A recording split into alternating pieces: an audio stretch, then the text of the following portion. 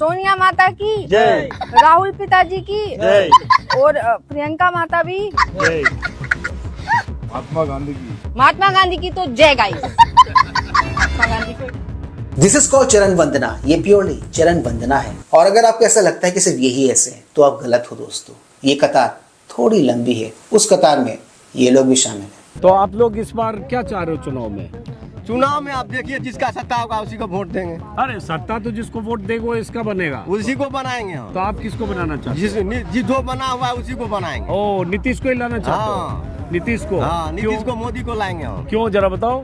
वो हमको अपना मर्जी है। ये चाचा अपनी ऐसी ही फजीहतों के लिए जाने जाते हैं, फिर भी ये सुधरने का नाम नहीं ले रहे। सुधरेंगे भी कैसे जब इनके साथी ऐसे हो। मां की गाली को भारतीय जनता पार्टी मुद्दा क्यों बना रही? मगर आज का सबसे बड़ा मुद्दा देश में मानो प्रधानमंत्री नरेंद्र मोदी को एक राजनीतिक कार्यकर्ता के मां की गाली देने को मुद्दा बना दिया। सुन लिया ना भाई, कितने मजे से कह रहा था कि गाली मुद्दा कैसे बन गया। भाई भरे मन से गाली दी गई थी तो मुद्दा कैसे नहीं हुआ।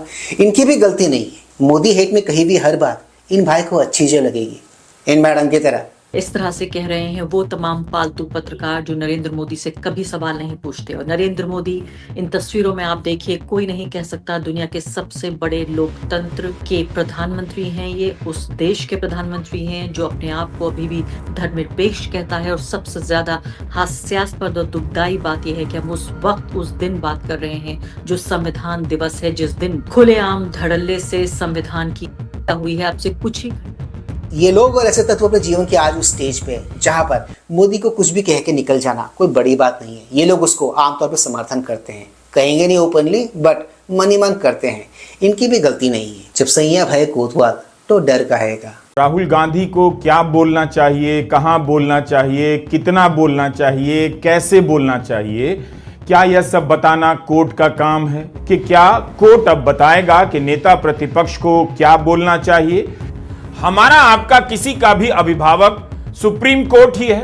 हर नागरिक के लिए अंतिम अदालत वही है। सुप्रीम कोर्ट जरा भी कमजोर होता है, अंतिम पंक्ति में खड़ा आम आदमी कांपने लग जाता है, क्योंकि उसकी रक्षा का अंतिम भरोसा इसी सर्वोच्च न्यायालय पर टिका होता है। इस भाई ने रील से रोजगार वाले मामले में मोदी जी का मजाक उड़ाया था। वो अलग बात है दोस्तों, वही रील बना बना के इन दिनों ये अच्छे खासे पैसे कमा रहा है।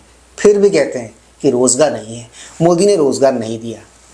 इन दीदी की तरह आपके पावर में भी अगर ले बेटा रोजगार ना दिया तो क्या किया। उन सबको जिनको आपने अभी तक सुना, ये लोग किसको खुश करने के लिए ऐसी बातें कह रहे हैं, किसको खुश करने के लिए ऐसी बातें कर रहे हैं, किनके लिए कर रहे हैं? इनके लिए।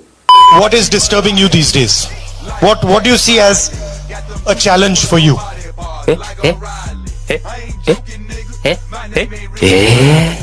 So now rain is okay. जी हाँ दोस्तों, ये सारी की सारी कवायद इन सबकी, इन चाटुकारों की, इन दरबारियों की, इनको प्रधानमंत्री बनता हुआ देखने की है। ये लोग आज भी हजम नहीं कर पा रहे कि मोदी जी देश के पीएम हैं। यही इनका दुख है, यही इनकी तकलीफ है।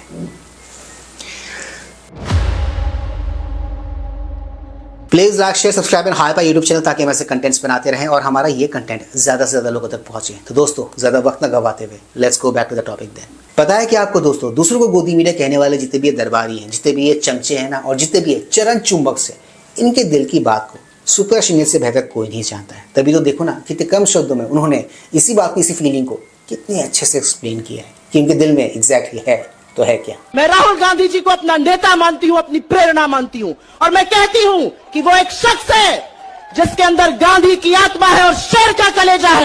ये सब के सब दरबारी चमचे पिद्दी मीडिया वाले जितने भी इनके दिल में एग्जैक्टली किया है, उसको बहुत ही अच्छे से और कम शब्दों में सुप्रेशनित जी ने यहाँ पर आर्टिकुलेट किया है। मानना पड़ेगा, इनके जो दिल में है वही इनके जुबान पर भी है। वो अलग बात है, दरबारी मीडिया वाले ऐसा ओपनली नहीं कहते, बट स्टिल चाहते हैं वो वही है जो सुप्रिया सिन्हा जी ने कहा। ये सारे के सारे दरबारी और चमचे जो कुछ भी करते हैं, जो कुछ भी कहते हैं, उसको एक्चुअल सेंस में हम पत्रकारिता कहेंगे नहीं कहेंगे। इस पर इन्हीं के जो इकोसिस्टम वाले हैं ना, वो सिमिलर सी राय नहीं रखते हैं, वो एक डिफरेंट अप्रोच रखते हैं, डिफरेंट राय रखते हैं। यकीन नहीं आ रहा आपको? सुन लो खुद ही।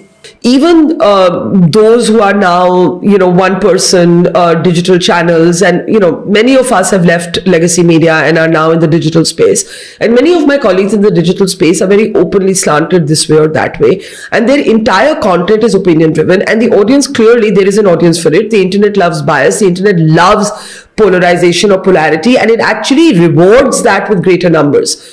What do you make of this trend of opinion replacing, I want to say neutrality, but it's a much maligned word, so I'll say opinion replacing clinical facts?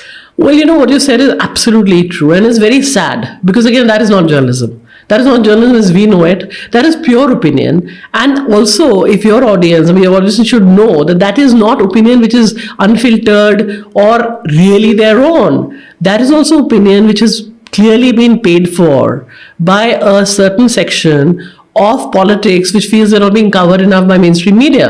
So you have a lot of opinion makers on platforms like YouTube who get a lot of funding and which is much more disguised, much more hidden. Like the ones, the people who are pro-government are pretty much evident. It's like, it's obvious. It's obvious, it's written on their faces, everybody knows, and they themselves know, and they're mocked for it. This lot is considered holier than thou. They're considered to be honest journalists, but that we both know that's not true. Because they are also getting funded, and hugely funded, from the opposition. So, there should be literally buyers beware, caveat emptor, because, this lot is giving you, what they're giving you as their opinion is actually shilling. इन दोनों की बातों को सुनकर आपको एक पल के लिए ऐसा लगेगा कि मोहल्ले की आंटियां बैठी हुई है, बैठकर चुगलीबाजी कर रही है कि इसकी सास ने वो कह दिया, इसकी बहू तो ऐसे निकली, इसकी ननद ने ऐसा कह दिया। जी हाँ दोस्तों, कुछ उस टाइप का इनका कॉन्वर्सेशन था। आपने फील किया वैसा? मैंने तो किया। ये दोनों ही अपने भावनाओं में इतना बह गए कि इनके मुंह से वो सब कुछ निकल गया जो लिबरल मीडिया के बारे में हम लोगों को पता नहीं था, आम लोगों को जिसके बारे में अंदाजा भी नहीं था। जी हाँ दोस्तों, ऐसा है लिबरल मीडिया, आपस में ही इन लोगों की नहीं बनती है। वैसे एक बात तो है, इन दोनों की बातों को मैं बहुत ही ज़्यादा सीरियसली लेता नहीं हूँ, आपको भी सीरियसली लेने की ज़रूरत नहीं है। आज के तारीख में इन दोनों की क्रेडिबिलिटी का वही हाल है जो हाल कांग्रेस पार्टी का है, राहुल गांधी जी का है, सत्ता को लेकर। जी हाँ दोस्तों, सत्ता से वो लोग जितना दूर है ना, वही हालत इन लोगों की भी रियलिटी से, ये लोग भी रियलिटी से बहुत ही दूर है। इसलिए जनता इन लोगों से कनेक्ट नहीं कर पाती है। वो जनता जो बीजेपी को जिता रही है, मोदी को जिता रही है, एनडीए को जिता रही है और देश में भाजपा की सरकार बना रही है, इसलिए इन सबको इस देश का एक बहुत ही छोटा सा तबका सीरियसली लेता है। जो एक बड़ा तबका है ना, जो कि मोदी का वोटर है, एनडीए का वोटर है, बीजेपी का वोटर है, वो इन लोगों को ज़रा भी सीरियसली नहीं लेता। खैर, आज के इस वीडियो से हमें ये सीखने और ये जानने को मिलता है कि जो लिबरल मीडिया वाले हैं ना, जो लिबरल इकोसिस्टम है इस देश का, जो अपने आप को लिबरल कहते हैं, है या नहीं पता नहीं, इनकी आपस में नहीं बनती है। आपस में ये लोग बस मौका ढूंढते रहते हैं कि कैसे एक दूसरे की टांग खींचें। इनको अगर मौका दे दिया जाए एक दूसरे के कपड़े फाड़ने का, ये लोग उससे पीछे नहीं हटेंगे, उस मौके का बराबर फ़ायदा उठाएंगे और सामने वाले की टांग खींच के गिरा देंगे। आई एम टॉकिंग अबाउट उनके अपने इकोसिस्टम के अंदर की बात कर रहा हूँ मैं। तो दोस्तों, आज के इस मजेदार वीडियो में सिर्फ इतना ही। मैं मिलूंगा आप सबके साथ अपने अगले वीडियो में। And yes, do not forget to like, share, subscribe YouTube channel. इससे हमें शक्ति मिलती है, इससे हमें ताकत मिलती है और इससे हमें मोटिवेशन मिलती है। कीप स्माइलिंग दोस्तों।